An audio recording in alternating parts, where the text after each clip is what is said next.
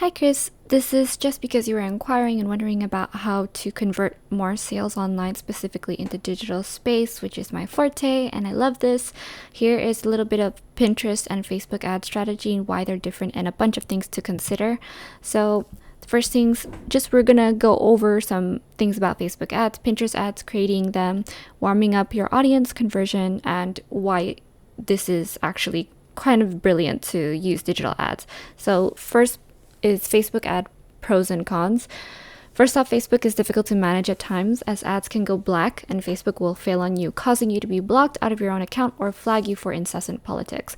So Facebook is known to be extremely political, where they sway their own agenda toward members of the platform, specifically with anything political, with credit union, with legalese, and even when it came to voting, they reminded all the liberals to vote as opposed to reminding the conservatives to vote. So they're always pushing their agenda. So it's really hard, especially when currently Apple has a problem with Facebook, and so anybody with an Apple product with any iOS is having difficulties, but it's really easy to navigate, and it won't necessarily be a problem, especially if you're outsourcing.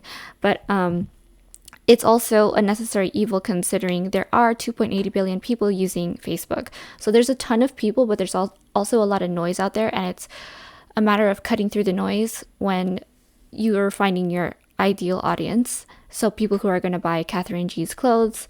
E-com is really easy if you know what you're doing, is what I can personally say, especially with clothing, because as long as the styles are cute, they will speak for themselves, but it's a matter of pushing them to the right people.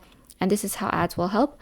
So when creating ads, there's a lot that goes into it. So specifically for Facebook, there's a lot of rules. There's certain words that you can and can't say when relating to female or masculine, feminine or masculine, anything with gender.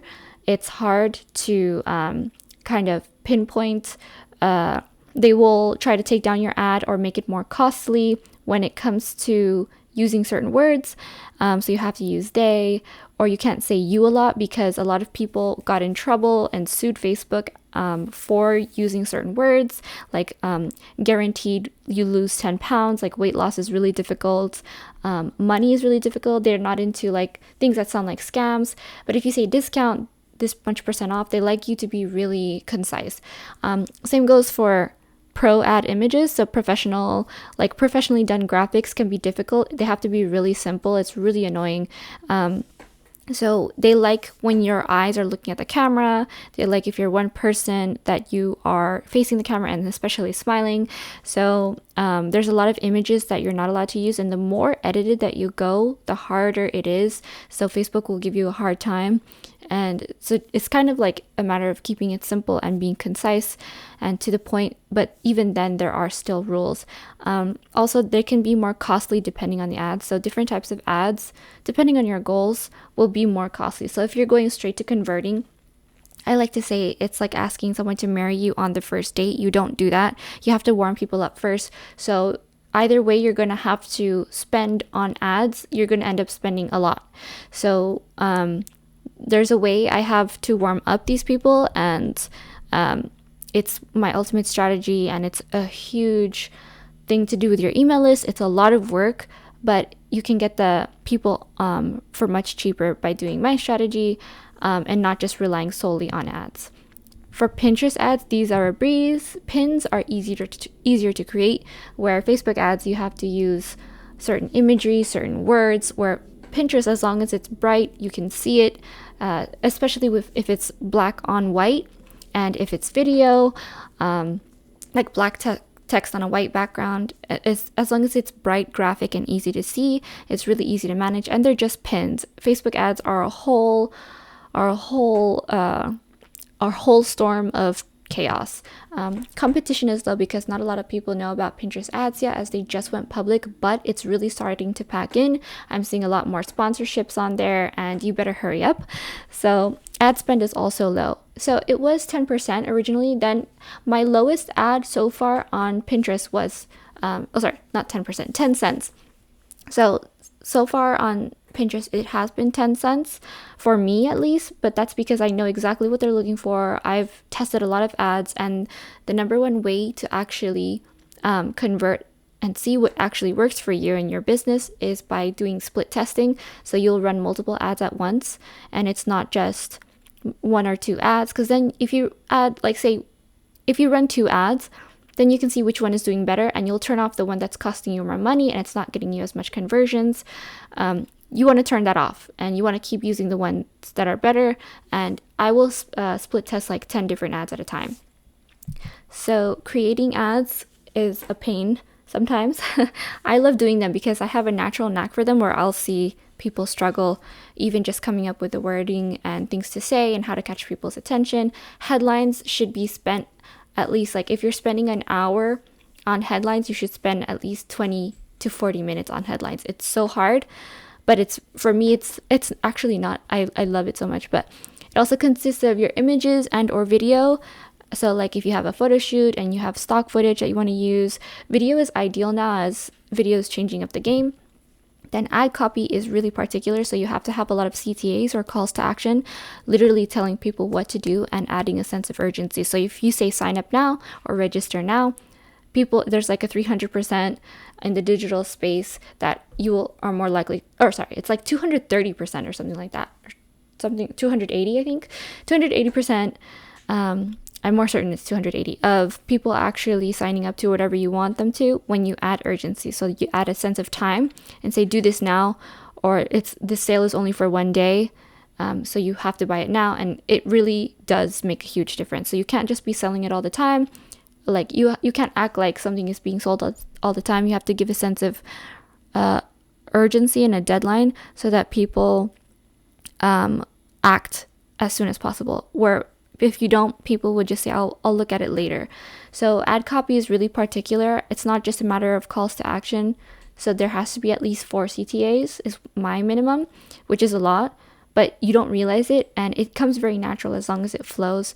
And there's so much that goes into it, but you want to lead people to your services while being memorable and catchy. So when you are having a piece of content, say you have a blog post or you have an Instagram post, you don't just put up a blog post and expect all the sales to come in.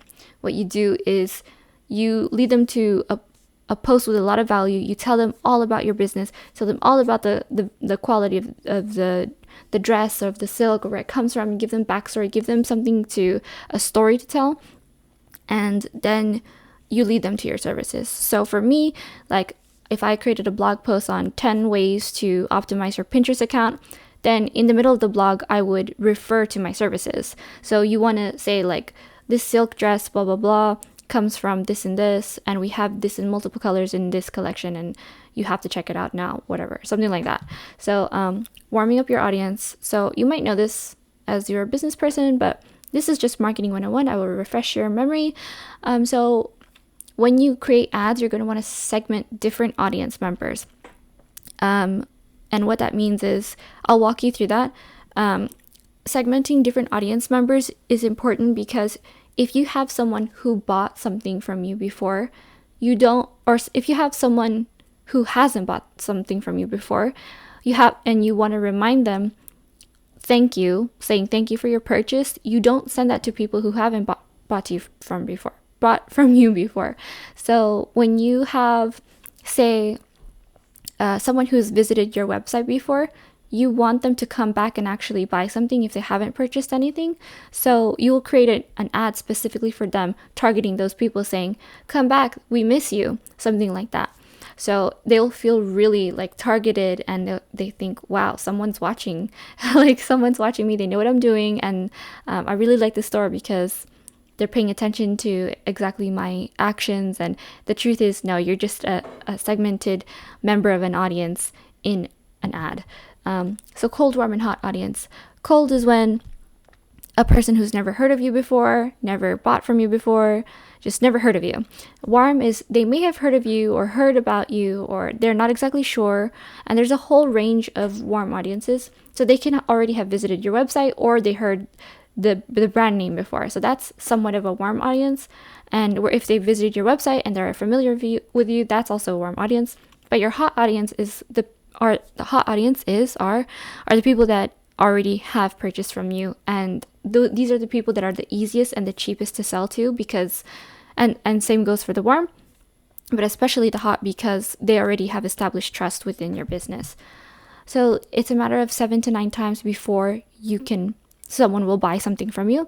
So when you get a lead, you just keep talking to them. You just keep reminding them in your email list, in your ads, that I'm here. This product that you looked at before is here. So 7 to 9 times.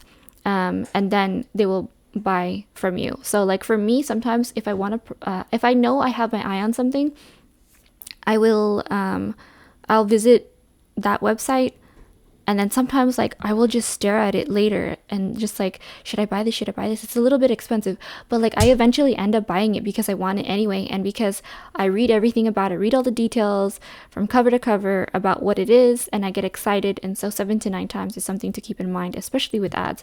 It's really easy considering however your launch goes, and we can walk through that later. But when running ads, audiences to consider are your hot audience. So I've already explained this, people who have already bought before or have left rave reviews. And when it comes to your email marketing or people who have purchased before from you, you want to make sure to have reviews, and then you can post them on your website, you can post them on your social media, you can remind people like, this is how great we are. And it's also a sense of social proof, and people will want to buy from you even more because they have a sense of trust that you've been bought from before and they can rely on you. That should be automated. Warm audiences, so site visitors who haven't purchased anything but are looking. This includes your existing email list and people who have clicked on your ads before. And this could be not just site visitors, but people like who have seen you in Fashion Week or whatever events that you were in, or you have handed out your business card to, or people you've talked with, you've mentioned to about your brand. This is your warm audience. Cold audience, so new people who haven't seen your work before might be interested. Target these people by interest. I will go into more detail on this, but when targeting cold audiences, target them one by one. So in the ads themselves, don't target multiple interests in one ad. This will hurt you in the long run because you will not be 100% certain which interest lured the customer to your store. Later, as you retarget these people, you will know how you found them, making your future ads cheaper, which is the goal. So what I mean by this is when you're creating ads on Facebook and or Pinterest, there is a section where it tells you the audience interests. So say for instance, it'll say like, I like to go to Bloomingdale's. So one of the interests will be Bloomingdale's, and then there will be another interest that says cupcakes, and then there will be another interest that says shoes. So you do not want to have a bunch of different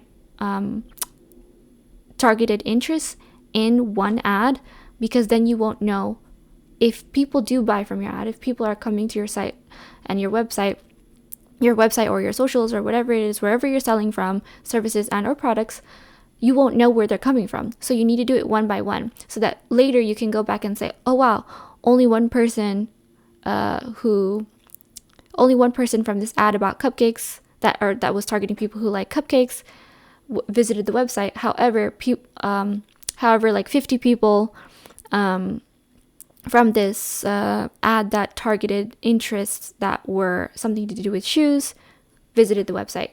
So then you can know how you found these people. Then you can know who wants to come visit you, or even the ads in the back end go into more analytics, considering like their gender, if that's specified, their age, their location, how long they were on your website, so many things.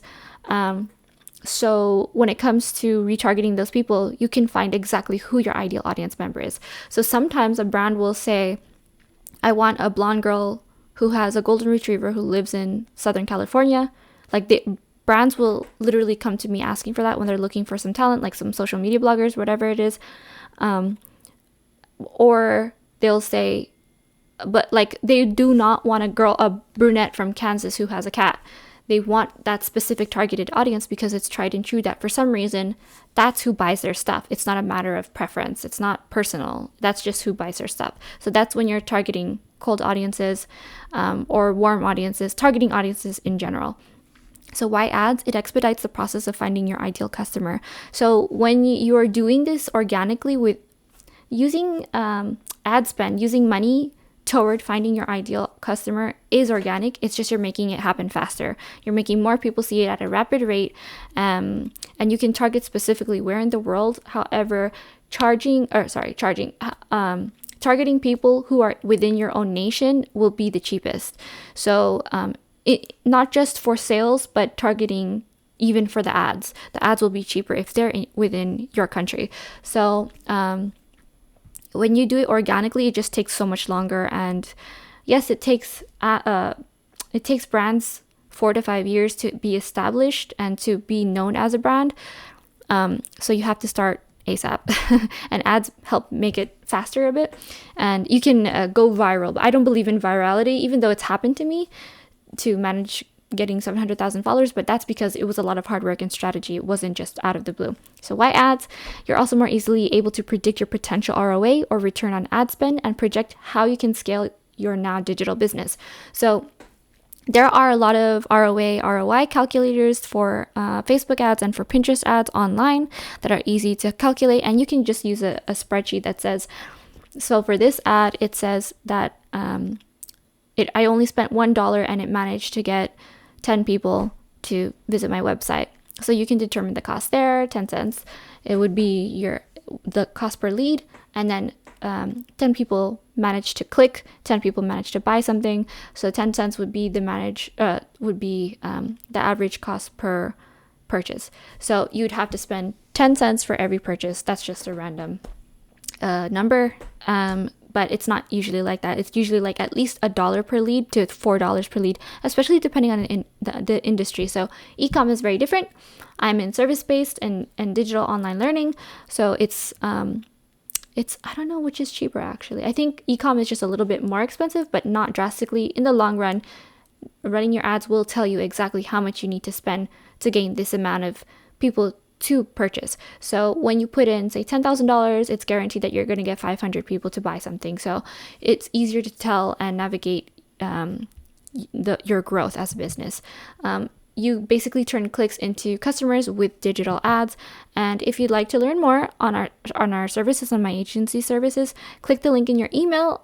There's a button in there, and I will see you soon.